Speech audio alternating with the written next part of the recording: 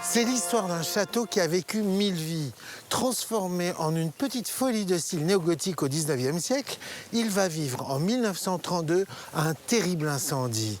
Laissé à l'abandon pendant près d'un siècle, la végétation va se réapproprier les lieux, faisant de la motte Chandonnier un château unique, en tout cas le château le plus romantique du monde.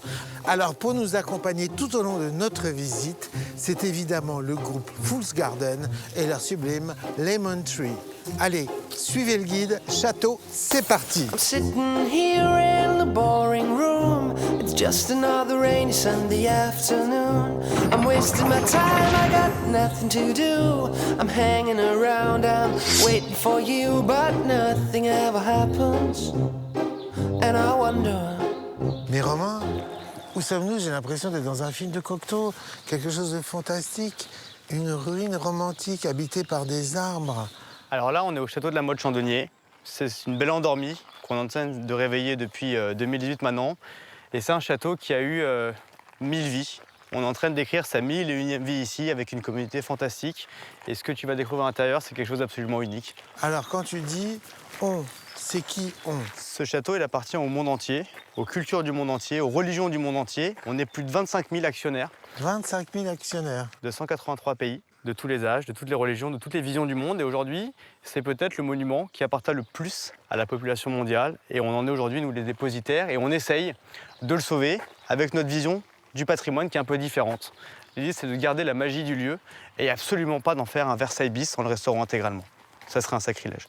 Alors, raconte-moi l'histoire. C'est une association? Comment ça marche? Alors moi, j'ai une toute petite entreprise qui s'appelle D'Artagnan. On était 2 en 2017 et on a aidé beaucoup de monuments historiques à collecter des fonds pour les aider à entamer des programmes de restauration. D'accord. Et un jour, on est tombé sur ce château qui était à vendre en 2017 et il fallait 500 000 € pour l'acheter. Et donc nous, on a créé une société complètement privée et on a dit aux gens du monde entier, pour 50 €, devenez co-châtelain.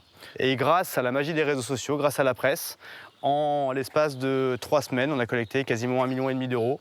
On a pu l'acheter, engager les travaux majeurs et depuis maintenant, on fait quasiment 30 000 visiteurs par an. On a ouvert des écologes, on a un espace événementiel et on continue à faire rêver le monde entier grâce aux photos qu'on diffuse un peu partout. C'est incroyable, c'est donc le premier château participatif. Exactement. Avant, il y avait les ducs, il y avait les duchesses, il y avait les barons, il y avait les Vous seigneurs. avez inventé les co-châtelains. Les co-châtelains.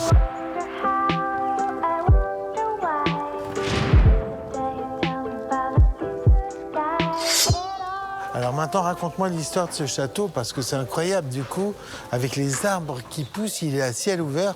On a le sentiment qu'il y a quelque chose de cosmique dans cette affaire-là. Alors, c'est quoi ici? On voit ces balcons qui sont sublimes. Tout ça date du 19e siècle. Exactement. En fait, c'est un château de conte de fées. C'est-à-dire que les derniers propriétaires, ils se sont inspirés de tout ce qui se faisait plus haut dans la vallée de la Loire. Ils ont pris un bout de Chambord, un bout de Volvicomte, un bout d'Azel-Rideau, et ils ont fait le château parfait. Le château idéal, magnifique, majestueux, avec des sculptures qu'on serait plus capable de faire aujourd'hui. Alors, les initiales VA, c'est qui? Alors, c'est pas VA, c'est AA. C'est Marie Ardouin, qui est la grande architecte qui a conceptualisé ce qu'était le château parfait. Le château romantique par excellence. Et ce château magnifique, en 1932, il s'est passé quelque chose d'encore plus extraordinaire dans son histoire, c'est qu'il a brûlé. Et en fait, le fait d'avoir brûlé, tout ce qu'il y avait à l'intérieur, les teintures, les livres, les meubles, en fait, a créé sur le sol un dépôt fertile sur lequel des micro-organismes se sont développés. Des insectes sont venus manger les micro-organismes, des oiseaux sont venus manger les insectes, et ils ont apporté avec eux des graines. Et il y a des espèces qui sont endémiques au château, qu'on ne trouve que ici à la Motte Chandonnier. Et souvent, la végétation dit qu'elle est envahissante. Ici, elle est bienveillante. C'est-à-dire que le château protège les arbres protègent le château. Comment les arbres protègent le château? A priori, ils poussent les murs, ils peuvent l'embêter. Alors, non? les racines, si tu regardes bien, elles sont en surface. Il n'y en a aucune qui rentre à l'intérieur, parce qu'en fait, sous les arbres, à 1 centimètre à peine, il y a toujours la cour pavée qui existait au 19e. D'accord. Et en été, les arbres, qu'est-ce qu'ils font? Il y a une sorte de canopée qui s'élève au-dessus du château, qui crée une espèce d'enveloppe naturelle qui vient protéger de la lumière, protéger des intempéries. Et en fait, ce qui se passe ici à la Motte Chandonnier, j'ai jamais vu ça ailleurs, même encore que j'ai déjà fait, j'ai jamais vu cette symbiose et Au Cambodge. Et cette bienveillance, en fait, les deux se répondent et les deux, en fait, finalement, vivent en harmonie depuis quasiment une centaine d'années. Ce qui ne veut pas dire qu'on est des fous furieux et qu'on ne contrôle pas ce qui se passe. Notre objectif ici, et c'est le plus dur, c'est comment est-ce qu'on sublime ce tableau qu'on nous a prêté. D'accord. I wonder how, I wonder why. Yesterday you told me about the blue, blue sky. I know that I can see It's just a yellow Alors lamp. là, ces échafaudages ne sont pas permanents, j'imagine. Les échafaudages, en fait, c'est le début de la restauration. En fait, il y avait D'accord. une partie qui menaçait de s'effondrer au moment où on a récupéré le château. Ok. Et heureusement qu'on l'a eu juste à temps, c'était la tour de l'horloge, qui est la dernière, finalement, pièce maîtresse du monument, avec une seule pièce cachée à l'intérieur, la seule fermée du château. Et en fait, l'échafaudage nous permet de restaurer la tour de l'horloge intégralement. Donc là, on a terminé la phase de sauvetage. On a déjà investi un peu plus d'1 million d'euros dans cette phase-là. Et il nous manque, pour terminer, un deuxième million. Donc dès que le million est trouvé, l'échafaudage part et ensuite on attaque les autres parties du monument. Donc, au Moyen-Âge, c'est une place forte ici.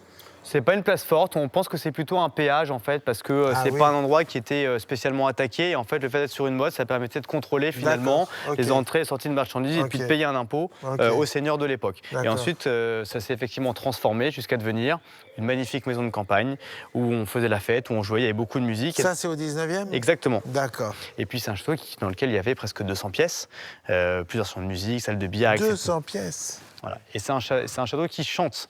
Et c'est ça que j'aime beaucoup, c'est que le fait d'être ouvert comme ça sur la nature, le fait d'entendre les oiseaux constamment, le craquement des arbres, les feuilles qui tombent, en fait, c'est un château qui vit. Et c'est ça qui est magnifique à la Motte-Chaudière, c'est que sans personne dedans, le château vit par lui-même. C'est-à-dire que si on se tait, on l'entend vivre alors qu'on est dans un monument historique. Génial. Bon, on va la voir, cette pièce secrète maintenant. Allez, on y va.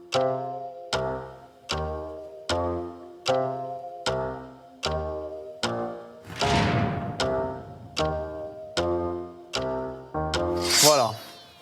Wow, wow, wow, wow, wow.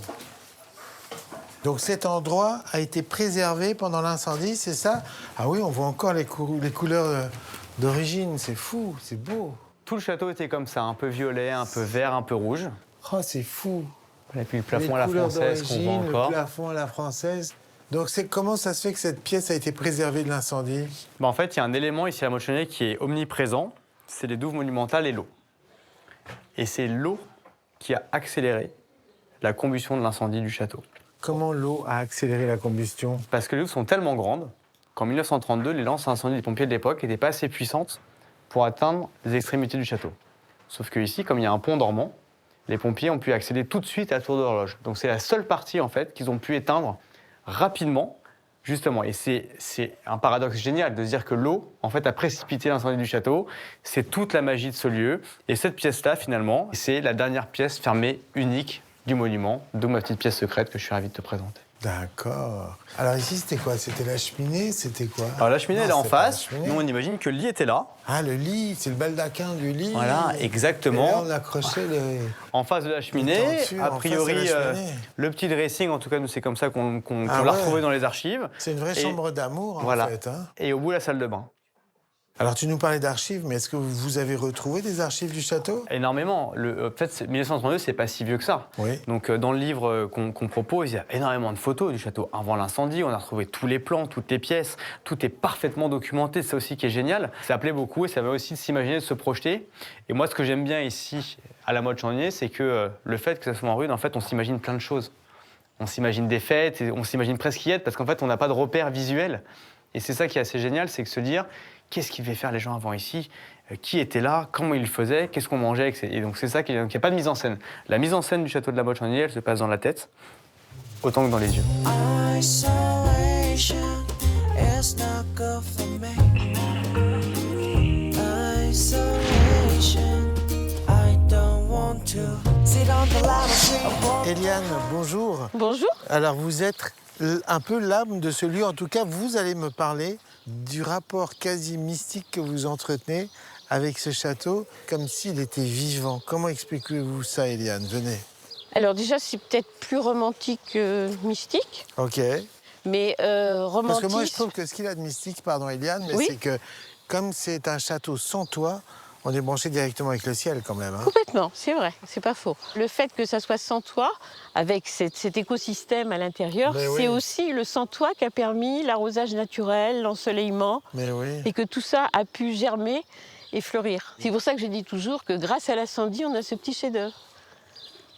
Alors vous, votre propos, racontez votre histoire avec cet endroit ici. Vous habitez Paris? Oui, j'habite Paris, je cherche un endroit, vous savez, quand on dit de caractère.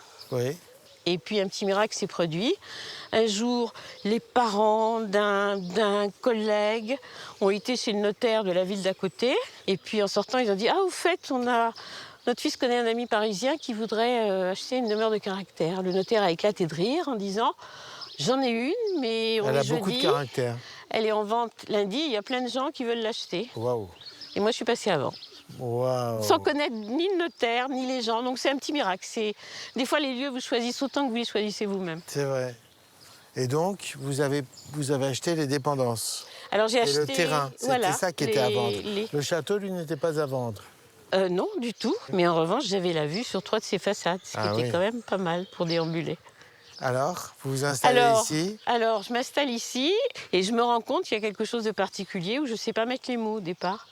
Et ce qu'il y a de très particulier dans cette ruine, qui est vivante, c'est bien vu, c'est que en fait, la végétation s'est installée après l'incendie et que du coup, il s'est créé une espèce de chef-d'œuvre qu'on ne peut absolument pas reproduire, mais qui est une espèce de symbiose où il n'y a pas eu d'envahissement. Donc c'est vraiment une harmonie parfaite entre la nature qui reprendrait ses droits tout en respectant la beauté du lieu et en cessant de l'abîmer, quoi. Ben oui. Vous avez noté qu'il y avait un arbre qui sortait d'une fenêtre? Mais oui, Là, l'arbre qui monte là sur mais la oui, gauche, mais oui. il sort de la fenêtre de l'intérieur du château. Et en fait, si vous regardez attentivement, il n'a même pas cassé un meneau. En fait, il a été très délicat, il est passé à travers la fenêtre sans rien détruire. Il y a quelque chose de vivant dans la pierre. On est quand même dans une osmose incroyable, non? Hein? Vous avez tout ressenti, André. Vous êtes un bon visiteur. C'est-à-dire que bah, c'est exactement ça. C'est-à-dire qu'avant d'essayer d'intellectualiser ou quoi que ce soit, il y a ces sensations, ce qu'on ressent. Ça a été ça, mon quotidien ici. J'ai pas envie de vous quitter comme ça. Je voudrais juste essayer de lui parler à ce château. Enfin, c'est pas de lui parler, c'est... Moi, je lui ai parlé. Hein. C'est vrai? Oui. De lui je lui ai raconter parlé. quoi? Eh Quand ben, vous je avez vais des chagrins, raconter, des trucs comme ça, oui, vous confiez? du chagrin, ou quand il y avait quelque chose de particulier. Quand j'allais vendre, je l'ai prévenu que j'allais vendre et qu'on allait très bien s'occuper d'elle.